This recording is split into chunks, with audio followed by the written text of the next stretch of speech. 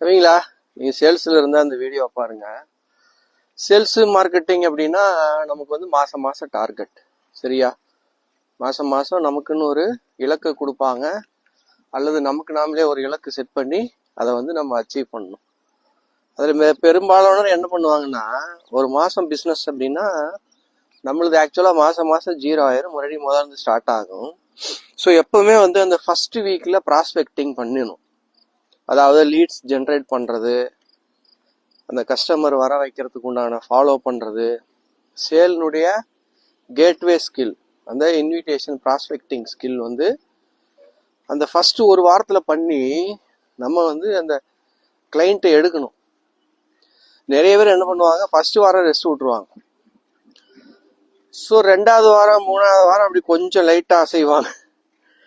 4வது வாரம் போய் ஒரே ஹரி பரி, ஐயோ அம்மா ஆர்கிட்ட முடிக்கணும், அவனை புடி இவனை புடின்னு ஏதாவது நிறைய மிஸ்டேக்ஸ் பண்ணுவாங்க.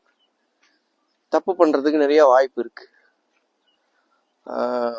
ராங்காக வந்துட்டு நிறையா பண்ணி அந்த டார்கெட்லாம் ரீச் பண்ணுறதுக்கு வாய்ப்பு இருக்குது. ஸோ எப்போவுமே நீங்கள் சேல்ஸில் இருந்தீங்க, மார்க்கெட்டிங்கில் இருந்தீங்கன்னா ஃபர்ஸ்ட் வீக்கு மோஸ்ட் இம்பார்ட்டன்ட். நமக்கு அந்த மந்த் எண்டை முடிச்சு அப்படி ஒரு ரிலாக்ஸேஷன் வேணும்னு விட்டடிச்சிரும். ஒரு மாதம் சேலை 4ஆக பிரித்து 1 வீக் முடிஞ்சிருச்சு.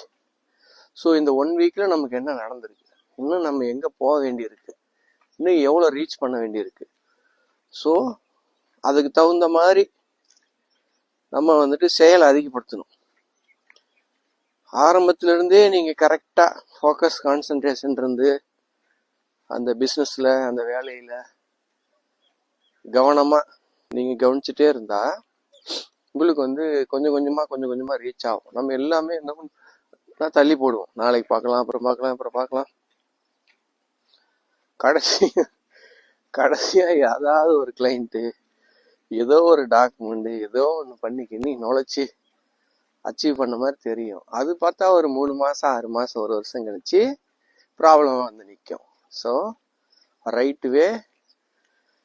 ரைட்டு சேல்ஸ் மெத்தட் என்னன்னா, ஃபர்ஸ்ட் வீக் வந்துட்டு நம்ம இந்த ப்ராஸ்பெக்டிங் பண்ணி கிளைண்ட்ஸை எடுத்துடணும்.